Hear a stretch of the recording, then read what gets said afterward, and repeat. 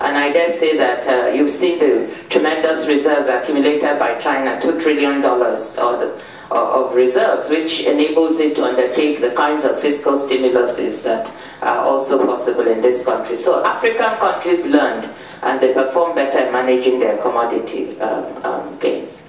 The third factor in the success that was recorded in the economic management was external assistance, which increased over this period, rising to over $40 billion in 2006. Much of this was due to debt relief. And the debt relief that was granted to many countries, including my own country, which had 18 billion, as you heard before written of, created fiscal space.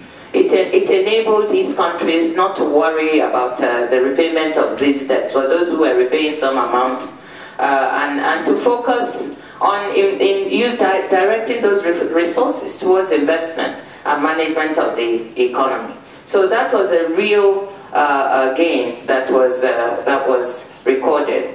We should also say that in addition to this external assistance that helped, China increasingly began to invest billions of dollars in many countries on the continent, and is still doing so. Now you might, some of this is controversial, and you might ask questions about the type of investment and so on, but some of it went into real creation of infrastructure that was useful to many of these countries.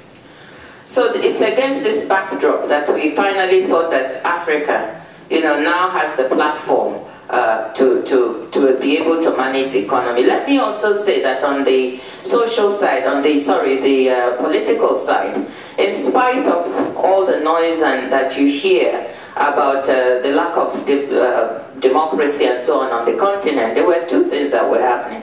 More and more countries were having multi-party elections of one sort or the other. I always like to say that, because not all of them are the sort of democracy that you want to write your name behind and say that this is the way to do things, but at least they were inching towards recognition that the best way to run a country is really to give voice to the people in that country through these kinds of elections.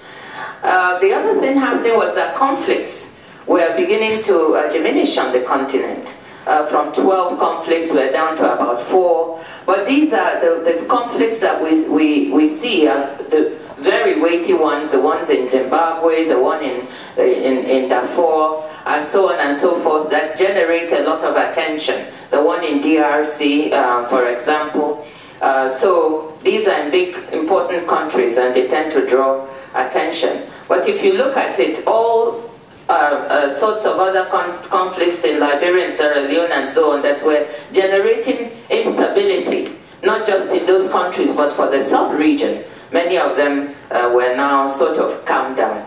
We've experienced some reversals in democracy recently with Mauritania, as you know, with the overthrow of the government in Madagascar, with the Guinea, what has happened in Guinea. So, but I think these are, I don't think that these predict another trend. I think the trend is towards more open democratic government, and there'll be some movements, a little bit step back here and there, but I think the trend has been established, all for individual reasons that one can see. So I just want to say that in the context of both governance and the economy, that things were beginning to change. Of course, the massive problems of corruption in many countries are still there, have not been conquered, but an increasing awareness that African people, the population, will no longer be as tolerant of these trends as they used to be, will speak up more, will use means at their disposal where they can to highlight these issues. That's also a trend that one is beginning to increasingly see with a more active civil society. And again, this is where everyone here can look and say, for the future, as a future leader, there's a role. If it's not in the economy and helping with economic management or in public service or somewhere else, there's a huge role for civil society on our continent to be the monitor, the conscience, the supervision that the public sector needs, and we'll come back to that. So that's the backdrop. You know, and then what has happened? In 2008, against the backdrop of this improvement that we saw, 3 or 4 sources of external shocks hit the world and the continent. We had the food crisis, the fuel crisis. Linked to the food crisis, by the way, was the fertilizer crisis, food crisis, the fuel crisis, and now the financial crisis. And I often joke that I don't know why they all start with F. Something must be going on there that we're not quite sure about.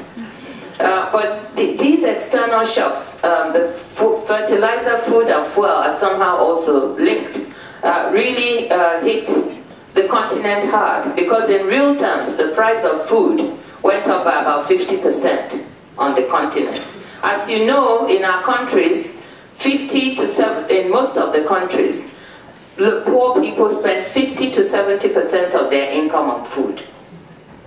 So when you have a food crisis, this is not just about, you know, it's not like, this is real. This is about people going hungry, people who could die from malnutrition. So this was a very severe crisis that the countries tried to deal with. And so they tried to adjust. What we saw from the side, from the World Bank and the international institutions, were countries doing appropriate things, policy-wise. Many countries decided to remove tariffs and taxes on food imports for those who are food importers in order to make food cheaper for their populations. Many diverted budgetary resources to enable more purchase of fertilizer and so on, in order to increase, and seeds, improved seeds, in order to enable production, increase production. So there were all sorts of strategies. And as you saw in some of the countries on the continent, the food crisis actually began to translate into political instability, because there were riots in several countries, in Cameroon, in Guinea, in Burkina Faso, in Mozambique. We had riots. And those who will remember that some of the instability in Liberia in the past came from the high price of rice. So food crisis on our continent is is 10 times more important than any other type of crisis. Here it means, you know, that maybe you substitute and trade down from one sort of food to the other. Okay, if you are used to having you know, ice cream for dessert, maybe you give it up and have something else. But for poor people, that's not the case. It actually means that they go down to 2 meals a day or 1 meal a day, or their children go hungry, or they have drastic strategies with which to adjust.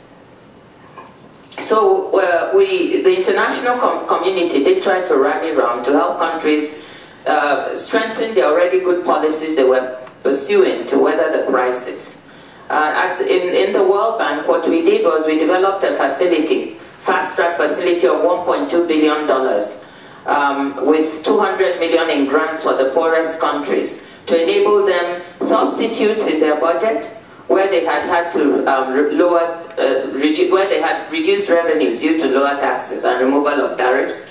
We massively assisted to get fertilizer and improved seeds to many countries. And I'm happy to say that we were processing operations in 8 weeks flat, instead of the regular 12 to 18 months. And unprecedented, within this past 8 months of the 1.2 billion, we've actually disbursed to the countries $700 million. And of the 30 countries that benefited from this, 16 were in Africa. So this supporting, and it was not just the World Bank that was doing this, so I don't mean to, there was FAO, there was the African Development Bank, the AU, and we all worked together in an unprecedented fashion to try to assist. And the food crisis goes on, and I'll come back to that because it's compounded now by the financial crisis. One of the things we also did in this food crisis is to try and help governments to maintain subsidies for fertilizer and other goods, but to target them better.